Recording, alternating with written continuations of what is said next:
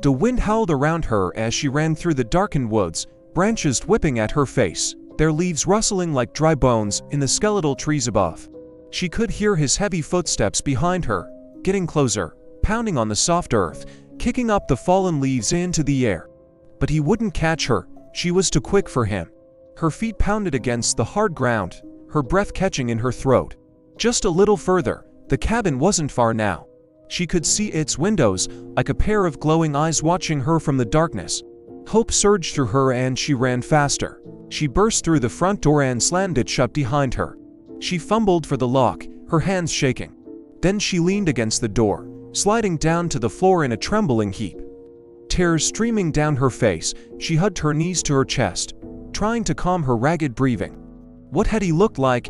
Had he been human or animal or something else? Something inhuman, she thought, shuddering. Then from outside, she heard what sounded like a woman's voice, high-pitched and mournful. It was close, too close. She pressed her ear against the wooden door, her body stiffening. There it was again, the sound of despair, of utter hopelessness.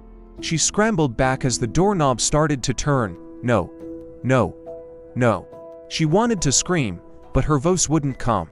She buried her face in her hands as the door swung open. He was there. In the doorway, silhouetted against the dim moonlight, stood the creature from her nightmare.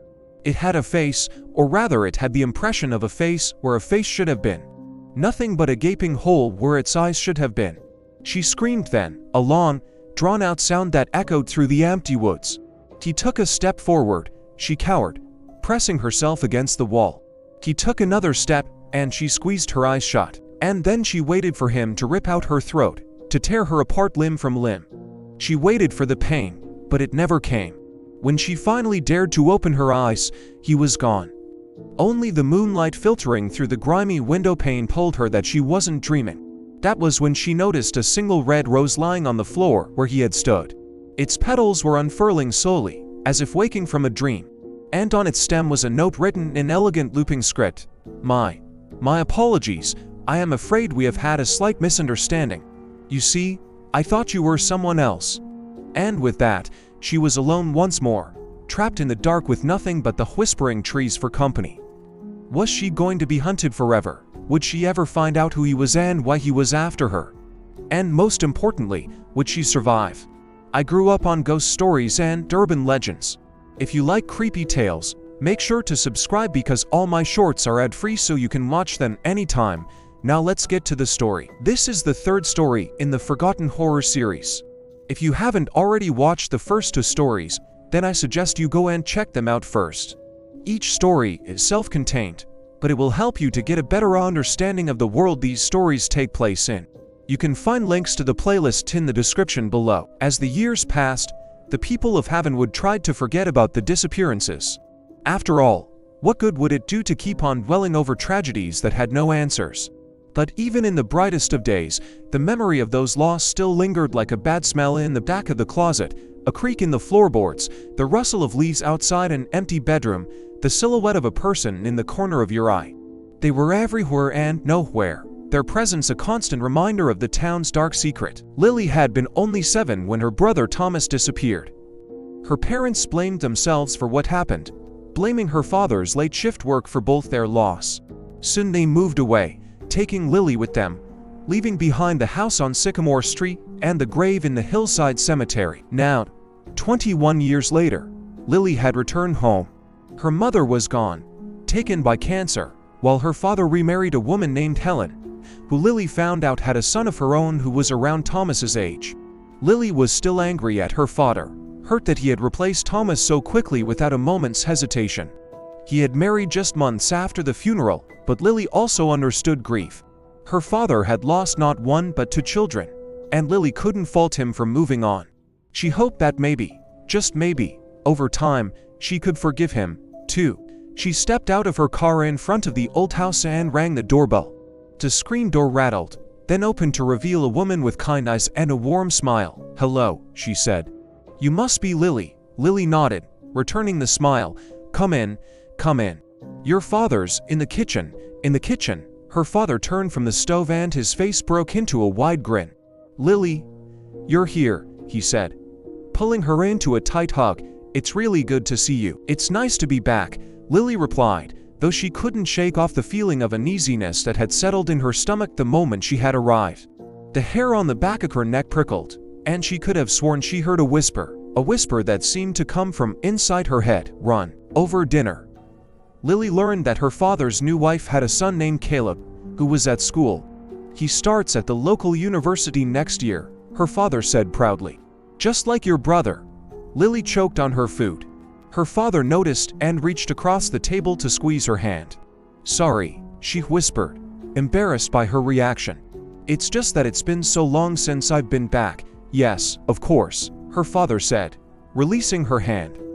Well, after dinner, why don't you show Lily around town, Cal? Caleb nodded, and soon the two of them were out on the street. So this is Sycamore Street, Lily said, pointing to the house they had lived in. It looked much the same, except the paint was chipping, and the garden was overgrown. Is anyone still living there? Caleb asked. I think so, Lily said. Why? No reason, Caleb said quickly, looking away. They continued walking until they reached the cemetery. Lily stopped in her tracks. Do you know where Thomas is buried? She asked. Caleb followed her gaze and nodded. I think I do. He led her to a secluded part of the cemetery where the trees loomed over the graves like silent sentinels. And there in the fading light, Lily saw it, a small white cross bearing the name Thomas Bishop. She placed a bouquet of lilac on the grave, tears pricking her eyes. She hadn't cried for her brother in years. It was as if a dam had broken inside her, and she wept openly now, her shoulders shaking. Caleb stood beside her awkwardly, not knowing what to say. Eventually, Lily composed herself and dabbed at her eyes with a tissue. Thank you for bringing me here, Caleb, she said. It means a lot. That night, as Lily lay in her old bed, she listened to the sounds of the night. An owl hooted in the distance, a dog barked. A twig snapped somewhere outside. She sat up, her heart pounding. She had never been afraid of the dark before, never been afraid of staying home alone. Then she heard it, the sound of footsteps in the attic above her head. Footsteps that seemed to be coming closer and closer. She threw off the covers and crept towards the attic stairs. Each step was like a death knell echoing in the silence of the night. She stopped, listening intently. Then the footsteps started again, louder now, and accompanied by a dragging sound, like something heavy being pulled along the floor. Slowly, Lily began to climb the stairs. What did she expect to find up there? A monster hiding in the shadows ready to pounce, a killer who had come for her. Or perhaps the ghost of her brother come to warn her of some impending danger. Whatever it was, she had to find out. She pushed open the attic door and stepped inside. The air was thick with dust, and cobwebs brushed against her face. She coughed and switched on the light. There, in the corner of the room, was a rocking chair moving slowly back and forth. Beside it lay a single red rose, its petals unfurling in the dim light. She could have sworn she heard a whisper that seemed to come from inside her head. Don't trust him. When Lily told her father about the footsteps in the attic, he just laughed it off. Old houses make all sorts of noises, he said. Probably just the wind, but Lily couldn't shake off the feeling that something was watching her, that she was being hunted. One night, while she was getting ready for bed, she heard the footsteps again, this time coming from her closet. She froze, her hand on the doorknob. She could feel her heart pounding in her chest. She could hear the footsteps now, coming closer, faster. She wanted to scream, but no sound came out. She pressed herself against the wall, her eyes wide with terror, as the closet door swung open and a dark figure emerged. Startled, she dropped the candle she was holding. It fell to the floor and sputtered on the hardwood, casting grotesque shadows on the walls. Lily gasped as the figure took a step toward her, its face obscured by the darkness. She backed away, her eyes fixed on the door. She needed to escape, to run for her life. But her feet felt heavy, as if anchored to the floor. Then from outside, she heard a voice that seemed to come from another time. It was close, too close. She turned, desperate for help, but there was no one there. Only the candle flame flickered, casting dancing shadows on the wall. It beckoned to her, promising salvation, but she couldn't move. She wanted to call out, to beg for mercy, but her throat was dry. She couldn't make a sound. She struggled to speak, to scream, to move, but she was frozen, trapped in her own personal hell. She could feel his presence behind her, could sense his hot breath on her neck. She could hear his footsteps behind her, pounding on the hardwood floor, getting closer, faster. She closed her eyes, waiting for the inevitable, bracing for impact. But it never came. She waited, frozen in place, for what felt like an eternity. Finally, when she dared to open her eyes, the closet door was shut, the candle had burned out, and she was alone in the darkness. Shaken and confused, she stumbled out of the closet and fled to her father's room. "Dad," she cried, throwing open the door. He was asleep. She shook him, but he didn't stir. She knew then that he couldn't help her, that she was on her own.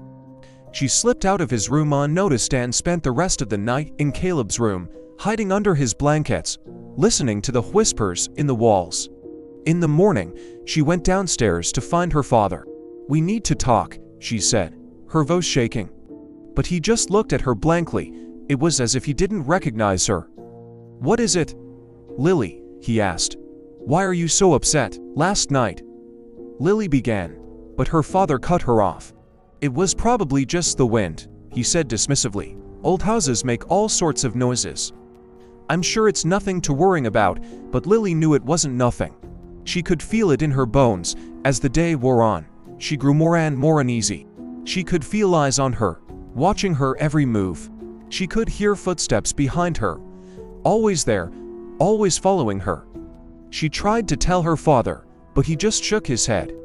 "You're letting your imagination run wild," he said. "There's nothing here. There's no one watching you." But Lily knew he was wrong. She could feel the presence in the house, lurking in the shadows, waiting to strike. She had to get out of there, had to escape before it was too late. She packed a bag and drove away, not stopping until she reached a small town several miles from Havenwood. There, in a quiet little inn, she finally felt safe, or so she thought. For as she slept that night, she could feel the darkness closing in, could hear the whispers in her dreams. She was being hunted, and there was no escape. One evening, while Lily was browsing through the local newspaper, she saw an article that made her heart skip a beat. A young man had been found dead in his room at the local university, his body drained of blood. The killer was still at large, and the police were baffled. The details of the murder sent a chill down Lily's spine. Could this be the work of the same monster that had taken Thomas and the others? Was she in danger? 2. Determined to find out, she called the police station and asked to speak to the officer in charge of the case. He was a gruff, no-nonsense kind of guy who didn't seem to appreciate Lily's amateur sleuthing. But he had little choice but to take her seriously. After all, she was the sister of one of the missing persons and the prime suspect's sister. As Lily dug deeper, she uncovered a dark secret that had been buried for years. The monster from her nightmares wasn't just a killer. It was something else, something more sinister. With the help of the police, Lily set a trap to lure the monster out, hoping to capture it before it struck again. But the chase was on, and the clock was ticking. Who is the monster? Will Lily be able to stop its killing spree? And what is the connection between the monster and her brother's disappearance? Find out in the next story. Click the link on screen now to continue the story.